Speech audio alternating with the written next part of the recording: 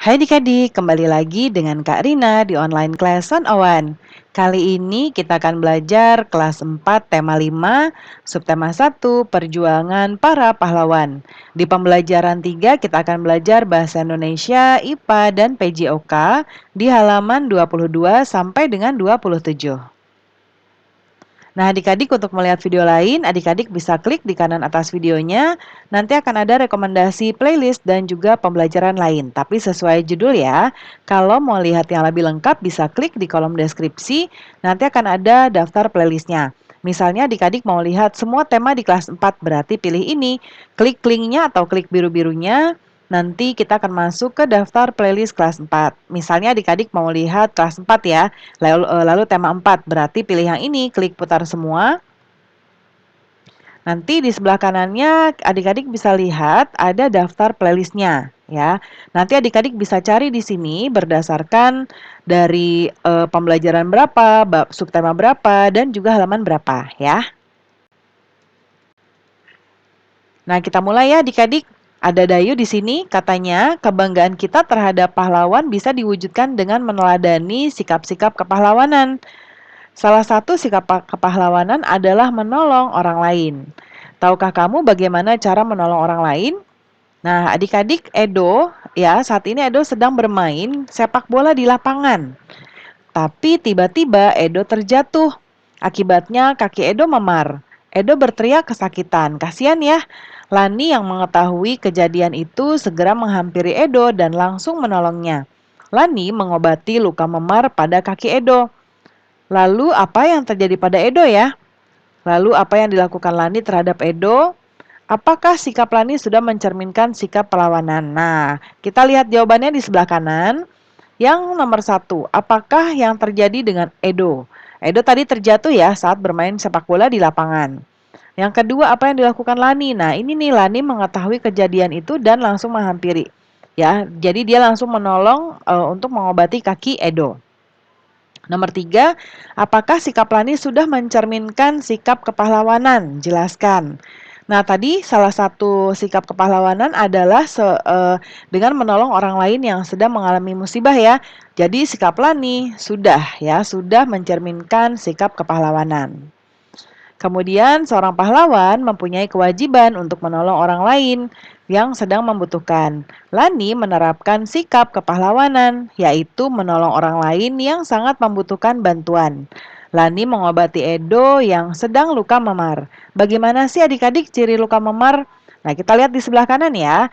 Ciri-cirinya adalah jaringan di permukaan kulit rusak dan pembuluh darah kecil pecah sehingga darah dan cairan seluler merembes ke jaringan sekitarnya. Ya, memar ini menimbulkan daerah kebiru-biruan atau kehitaman pada kulit. Bila terjadi pendarahan yang cukup, timbulnya pendarahan di daerah yang terbatas disebut hermatoma. Lalu nyeri pada memar biasanya ringan sampai sedang dan pembekakan yang menyertai sedang sampai berat. Ya, itu ciri-cirinya. Kemudian apakah kamu pernah mengalami luka memar? Apa yang kamu lihat di luka itu? Lalu apa yang kamu rasakan? Ini nanti disesuaikan dengan adik-adik ya. Jawabannya pernah atau tidak. Nah, Karina contohkan pengalaman Karina pernah. Ya, lalu kalau Karina lihat lukanya tuh kebiru-biruan ya.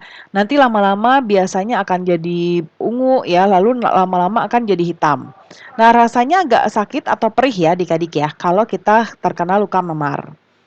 Kemudian berikutnya, sekarang dengan temanmu praktik pengobatan luka memar ya. Tahapan pengobatannya adalah pertama dikompres bagian yang memar dengan kain bersih. Kainnya dicelupkan ke dalam air dingin.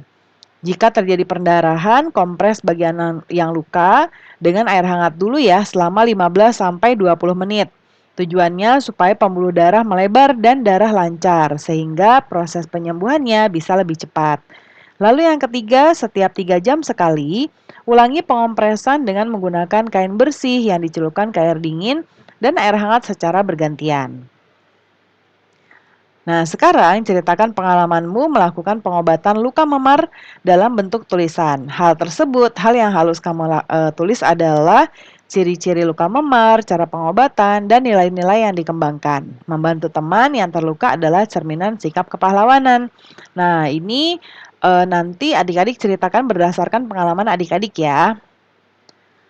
Lalu yang berikutnya, berdasarkan bacaan tentang Raja Balaputradewa pada halaman selanjutnya, jawablah pertanyaan berikut. Ya, apa yang dilakukan oleh Raja Balaputradewa? Dijawab di bagian ini ya, 1, 2, 3. Nah, di bacaannya ada, coba kita cek ya, katanya bacaannya ada di halaman selanjutnya. Nah, ada di sini ya. Namun ini di pembelajaran 4 ya. Nanti adik-adik bisa baca dulu di sini. Karina bisa adik-adik pause dulu. Kemudian nah di sini ya. Sekarang kita balik lagi ke tugas kita di pembelajaran 3. Nah, yang pertama ya di nomor sini nanti adik-adik tulis di sini sebagai nomor 1. Menjadikan Sriwijaya sebagai kerajaan maritim yang terkuat.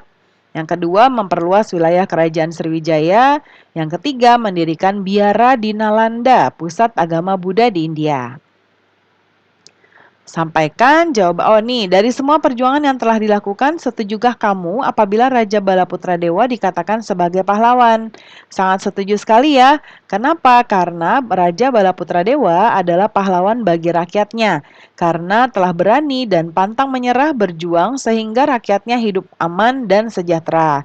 Kerajaan Sriwijaya juga mencapai puncak kejayaannya di bawah kepemimpinan Balaputradewa. Ininya ya kejayaannya. Nah, kemudian adik-adik selanjutnya nanti disampaikan jawabannya di depan kelas ya.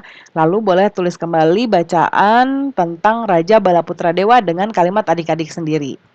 Kemudian berikutnya, pantang menyerah merupakan sikap yang perlu diteladani dari seorang pahlawan. Kamu juga dapat menerapkan sikap tersebut dalam pembelajaran. Misalnya, ketika melakukan percobaan, kamu sudah pernah melakukan percobaan tentang cahaya di pembelajaran sebelumnya ya. Masih ingatkah kamu tentang sifat-sifat cahaya? Sampaikan lagi sifat-sifat cahaya tersebut kepada teman di sebelahmu. Lalu kamu akan belajar lebih lanjut tentang cahaya. Bacalah teks berikut. Mata kita berfungsi seperti teropong cangkir. Cahaya menembus lubang kecil bernama pupil dan berhenti pada layar yang disebut retina. Proses ini membuat gambar terbalik. Saraf mata menghubungkan retina dengan otak yang membalikan gambar ke bentuk sebenarnya. Nah, ternyata cahaya memiliki peranan penting dalam proses penglihatan ya. Nah, ini ada percobaan membuat cakram warna ya. Nah, kamu bisa membuktikan bahwa cahaya putih matahari terdiri atas 7 warna dengan membuat cakram warna. Potongan kertas membentuk lingkaran seperti ini ya. Lalu diwarnai sesuai dengan 7 warna pelangi ya adik-adik ya. Putarlah kertas dengan kecepatan yang tinggi. Nah, perhatikan warna yang tampak pada kertas ya. Nah, cobalah beberapa variasi besar juring lingkaran. Juring itu yang ininya ya. Ini. Nah, lalu warna manakah yang amati hasilnya variasi manakah yang menghasilkan warna putih paling jelas ya.